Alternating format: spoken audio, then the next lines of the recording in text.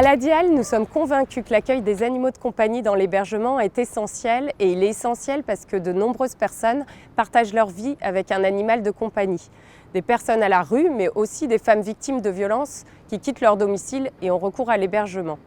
L'accueil d'un animal ne peut pas faire obstacle à cet accès à l'hébergement. Or, cet accueil demande de dépasser de nombreuses idées reçues, notamment sur l'accueil des chiens, sur leur comportement, sur leur état de santé ou sur leur impact sur la vie collective.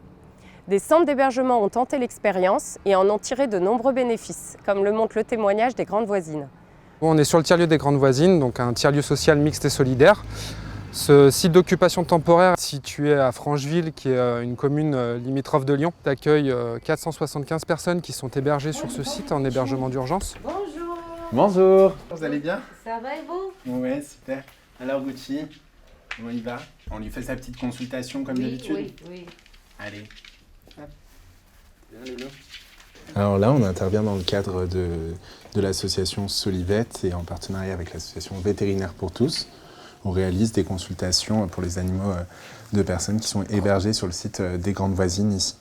Ici très bien parce que cette foyer accepté notre chien, l'autre foyer refusé. L'accueil de l'animal, je pense que ça passe beaucoup par la notion de la rencontre avec un partenaire qui va venir soutenir la démarche et qui va venir soutenir le projet. Donc là, ici, ça a été typiquement Solivette. On est parti de ce constat qu'il y avait énormément de personnes à la rue avec leurs animaux et finalement très peu de place dans les structures d'hébergement et de logement qui étaient dédiées à ces publics-là. Donc on a créé l'association Solivette en 2020.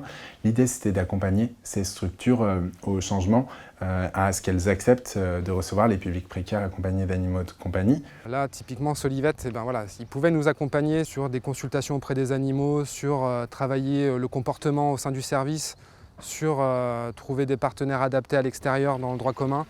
Ce travail avec Solivette a permis d'aller travailler notamment un règlement intérieur dédié aux propriétaires d'animaux et travailler autour du projet de service des fiches actions dédiées spécifiquement à l'accueil de l'animal. C'était nécessaire à une étape préalable qui a ensuite permis d'aller travailler ça avec l'équipe sociale de manière sécurisée en disant ok, il y a un sujet, on va pouvoir un peu lever les freins pour pouvoir accueillir des personnes propriétaires d'animaux. Aujourd'hui, on estime qu'en France, c'est entre 10 et 30% des publics sans domicile fixe, par exemple, qui possèdent un animal de compagnie. Et ce nombre-là, il est encore plus important auprès des publics avec de plus grandes difficultés, donc les personnes en grande marginalité qui sont à la rue depuis de nombreuses années, ou bien les femmes isolées qui vont choisir aussi de s'entourer d'un animal pour la fonction de protection que ça peut amener à la rue.